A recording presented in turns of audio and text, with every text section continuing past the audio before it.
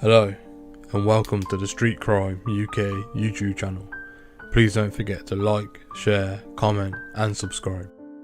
Today we look at a story of a woman who was forced into prostitution and has spoken about her hell at the hands of a cruel gangmaster. Julius Rigo, who was known as the nickname Juicy, pimped out women for as little as £10 at a time.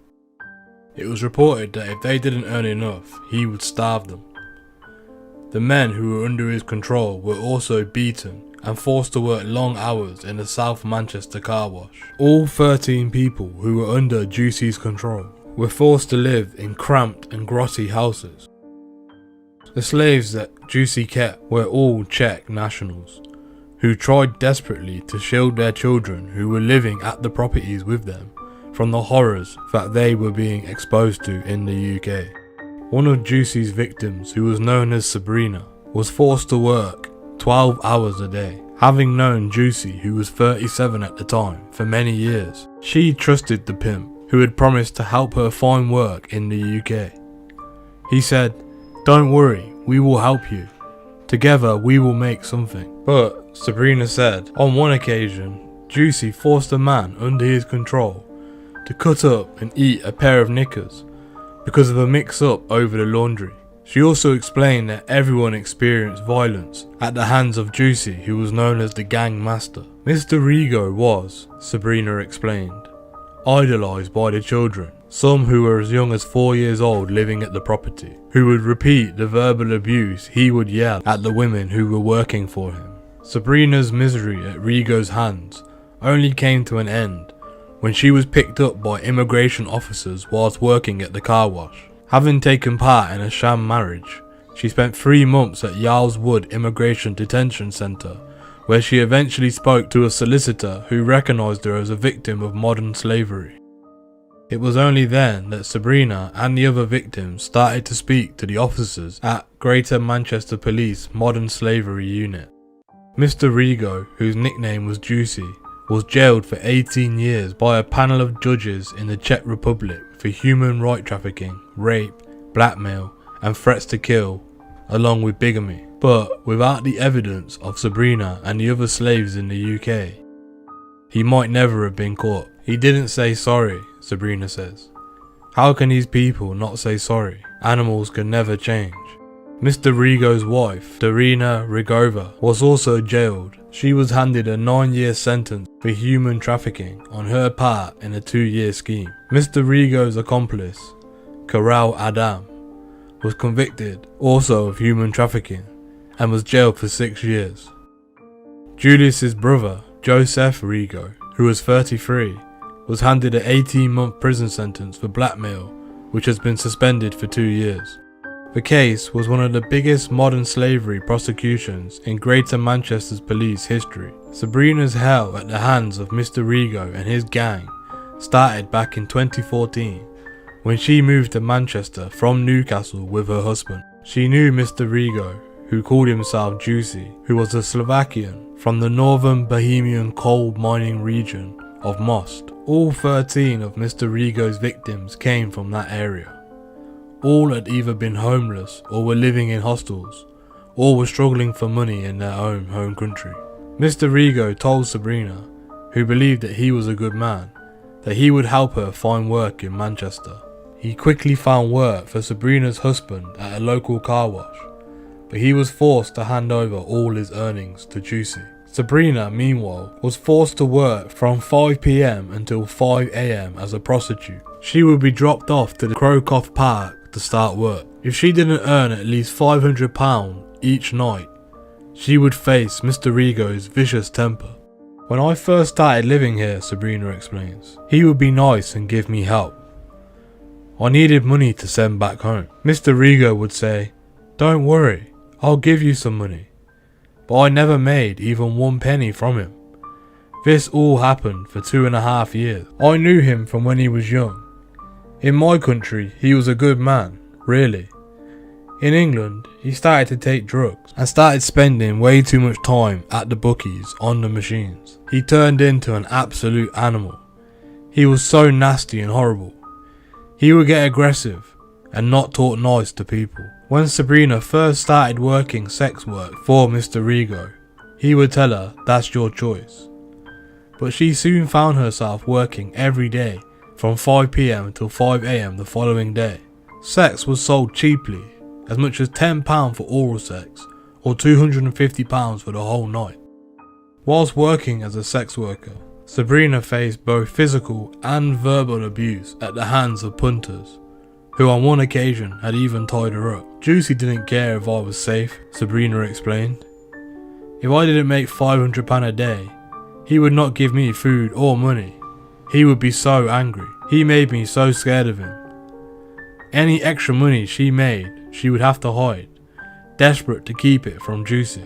But soon Mr. Rigo became suspicious and began searching her every day after work. On one occasion, Sabrina explained that she was dropped off to the West Midlands home of Miss Sokozova. Miss Sokozova was herself a sex worker and had been controlling a ring of prostitutes. For what she did to Sabrina, she was handed a 2-year prison sentence, which was suspended for 3 years. While Sabrina was with Miss Sokozova, she spent 3 weeks in Warsaw being pimped out. As Miss Sokozova was herself a sex worker, she had her own expertise and had set Sabrina up on the website Adult Work.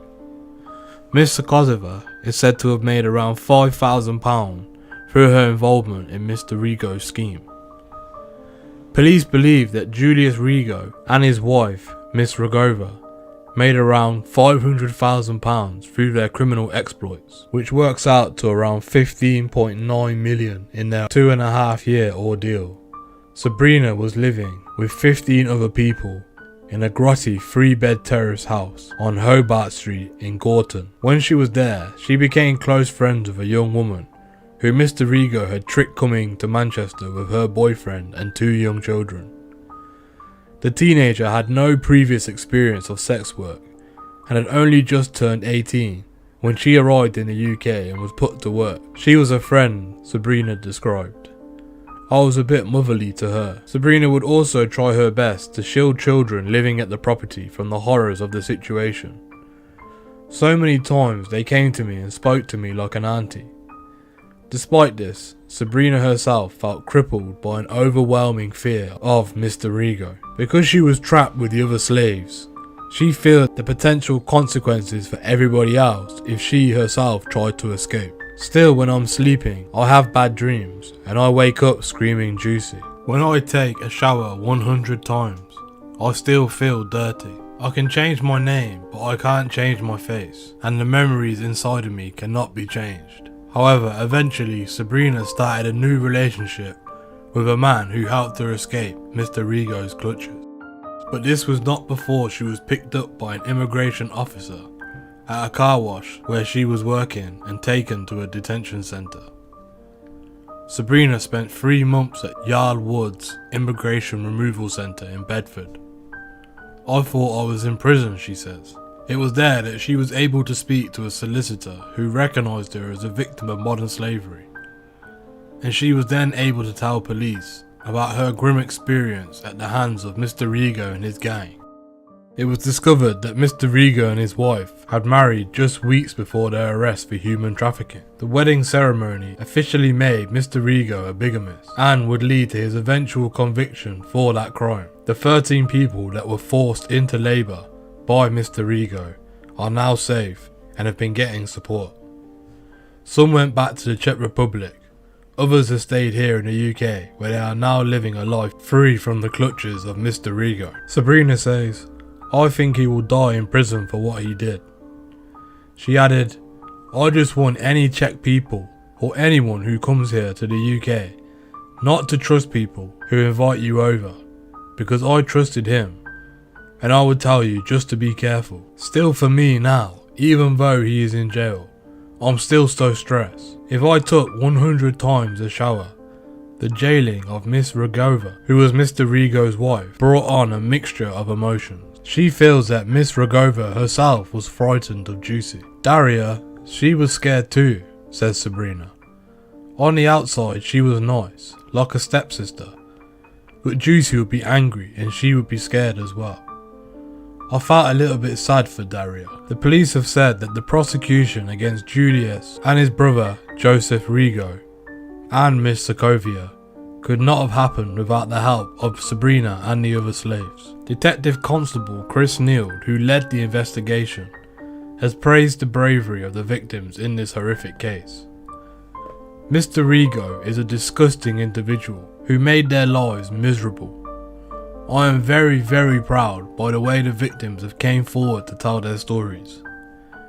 They deserve the result they have been given, but it is all down to their bravery.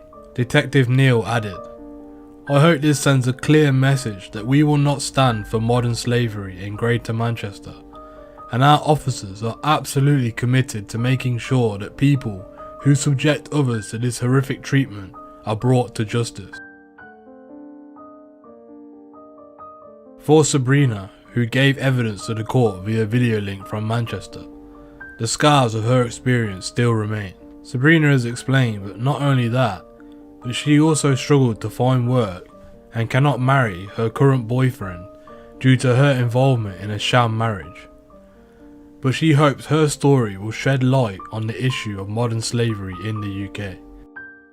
I'm still stressed, but I want to change my life and do good, because that will give me power. I think a new year, new life, she says. If you do nothing, people do more and more, and if you just do nothing about it, they will do it to different people as well. I'm shocked about what is going on in this country. I want to get married, but I can't. That's because at some point, I was forced into a sham marriage with a foreign national. The reason why Sabrina cannot get married is because at some point she was forced into a sham marriage with a foreign national. Technically, she is still married, meaning her plans to start a new life with a man who helped her escape the life of being a prostitute was put on hold. She also struggled to open a bank account, meaning she has been forced to take cash in hand jobs, although she insists that she pays her taxes. Sabrina, who currently works at a car wash, said that she can't find better work because her papers were taken from her. She is struggling to find permanent accommodation without a steady job and any references. So what is modern slavery? Modern slavery involves the movement or recruitment of people using threats, deception, or other means for the purpose of exploitation. Sadly, it is not an issue which is confined to history or an issue that only exists in certain countries. It is a global problem and it's still happening right now. There is no typical victim of slavery. They can be men, women, children of all ages, but it is more normally and more prevalent amongst the most vulnerable, minority, or socially excluded in society.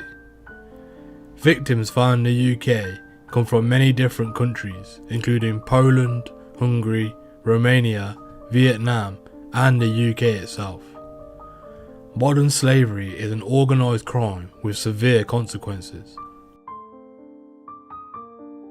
What are your opinions on the crimes committed by Mr. Rigo, or as he was known, Juicy? Do you believe Mr. Rigo's sentence of 18 years was enough, or not harsh enough? Please let us know what you think in the comments below. Thank you for joining us today. If you enjoyed this content, please don't forget to like and share, and if you're new to the channel and you enjoy Street Crime UK content, please don't forget to hit that subscribe button and press the bell so you can join us on the next video. Thank you for joining us, and until next time, stay safe.